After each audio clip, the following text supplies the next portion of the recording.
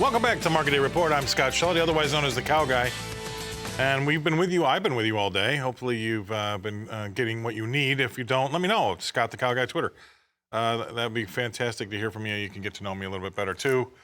But while we're at it, let's take a look at your money. And your money are these markets. So let's take a look at what's happening in corn. Added about a penny or two. We were already up a little bit, but December's up 3 1/4 cents now at 5.33 3/4, while March is up 3 1/2 cents at 5.43 even. Anything happening in soybeans that's going to be anywhere near that? Probably not. We've added another penny to the downside. We've got Nova off 9 3/4 cents at 12.33 1/4, while Jan is off a dime at 12.44 1/4. Still having a hard time rallying over there into this report tomorrow. How about Chicago wheat? Let's see what's happening there. Really nothing. I mean, let's just call it what it is. We've got May, July, and Sep in the backs. The deferreds are all unchanged. In front, Dees is off a 1/2 cent at 7.33 1/2, while March is off a 1/4. All right, anything different in Kansas City, the hard red wheat there? Well, it's lower, 2 3/4 cents lower in that Dees contract at 7.34 3/4, while March is off 3 cents at 7.42 3/4. All right, Minneapolis spring wheat, what's happening over there? That's a lot of the same, right? December's off 4 cents, 9.42 1/2. Last March is off 3 1/2 cents at 9.32 1/4. So we'll keep an eye on those two. They're close to the lows of the day. That'll be something that we keep an eye on as we go into the close. Lastly, cotton is rolling over just a little easier here, 87 points lower in that Dees contract at 109.73. And that brings me to our next guest analyst, Todd Horowitz from Bubba Trading. Todd, thanks for being on the show. He's joining us from Las Vegas. Okay, today's a holiday, and tomorrow's a USDA report. And we've got a whole lot of stuff in between. What are your thoughts? Hi, Scott, and I'm with you all day, every day, baby. Anyways, I mean, it's 20 years we've been together all day. But, the markets are quiet. As far as the grain markets, I mean, I'm concerned about soybeans. As I told you, 12.40. They're now broken below that again. They could certainly pop back up. I believe that the report's going to be overstated. I think we've overpriced the downside action. That's an opinion, and I think you'll probably get a rally on a bearish report tomorrow because I think we've overdone it to the downside. I think overall the grains look pretty solid. The economy not so much so, and that is a concern. As we continue to ignore the overall problems that are starting to surface. In a lot of the economic times. I mean, even from jobs, a horrible jobs number, which you talked about on Friday, to for people not wanting to go to work because they want to keep getting stimulus checks. So there's a lot of issues out there that could create some heartburn.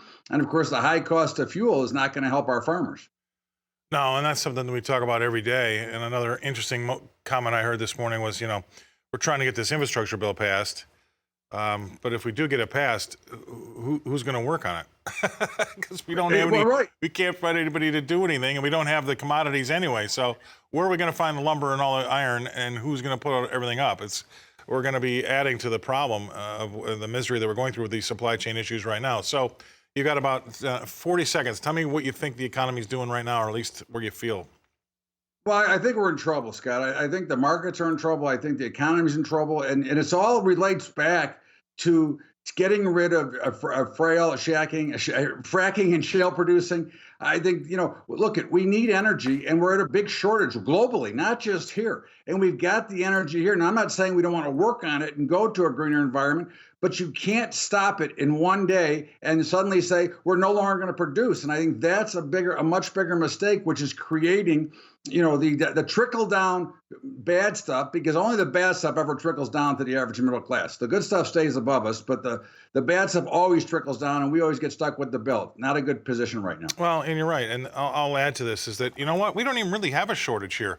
Our problem is we've cut off all the supply chain. We don't have any of the ways to get it around. Operationally, we can't get the natural gas to where it needs to go because everything's been shut down because of environmentalists or whatever. But that's our problem. Now, Europe, they generally have a shortage, and as well as in Asia. So that's going to be a litmus test to see if we're going to have to open up some of those, supply lines, because that's going to keep us around. We have it. They need it. But we should keep it here and open up the supply lines, and we'll watch and see what happens over there. But, they can't afford to have a cold winter. Germany's in some dire straits right now. We're in a decades low supply of oil right now, which is not going to be a good picture. And this is, again, this is the ignorance of what's going on right now. It just makes no sense to allow these things to happen when we have the supplies and we can still work on the environment. Listen, we are the greenest country in the world anyways now. All right, you're right. All right, hold that thought. We're going to go away, pay some bills, come back and talk with Todd Horowitz about livestock after these messages. Welcome back to Market Day Report. I'm Scott Schulte, otherwise known as the Cow Guy. We're getting close to coming into the end of the day's trading. It needs to be said, we're in the middle of a holiday, and tomorrow we've got a USDA report, so this kind of makes things get a little funky on us here. We'll keep an eye on it for you, but we did see some weakness over in the row crops and oil seeds, so we'll see what's happening over here. Let's take a look at live cattle. How about the live cattle table is mixed. All right, Deese is off 2 cents, so that's not that big of a deal. 130.22, while Feb's up a dime at 134.90. Let's take a look at feeder cattle. Feeders are up 27 cents in that NOVE contract at 161.42, while Jan's up 62 cents at 161.75. And then finally, let's take a look at lean hogs before we go back to Todd. Deese is down $1.25, 80.25 is last, while Feb's off $1 even at 82.87. All right, let's bring back in Todd Horowitz, Bubba Trading out in Las Vegas. Anything you want to bring up about livestock or anything else? The floor is yours, Todd.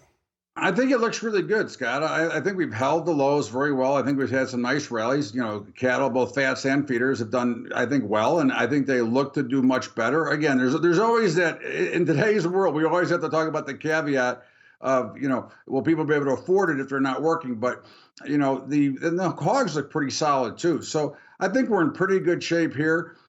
You know, again, barring any major catastrophes, but of course, it's going to take energy to feed them as well. And it's going to take a lot of work to get the grains out and get everything to get these things ready to go to market. And of course, this goes back to your supply chain issue and what we're seeing across the globe. You know, nobody's working. So how you can get the work done? You can't get drive-throughs or no longer have their dining rooms open because there is no people to work there. Right. And you're certainly going to go wait in the drive-thru for an hour and a half to get your hamburger or whatever. You know, these are things that are going to be a real concern that we continue to ignore, and I think that is the bigger issues that need to be discussed and be handled by this administration and by this country first before we worry about anything else. Because right now we're going to have a real problem in the supply chain and getting goods to market, and that's going to have a lot of penalties on the way back. Plus the fact that there's inflation, and I don't think that these Walmarts and Targets are going to hold these prices down much longer because of the cost of getting goods here.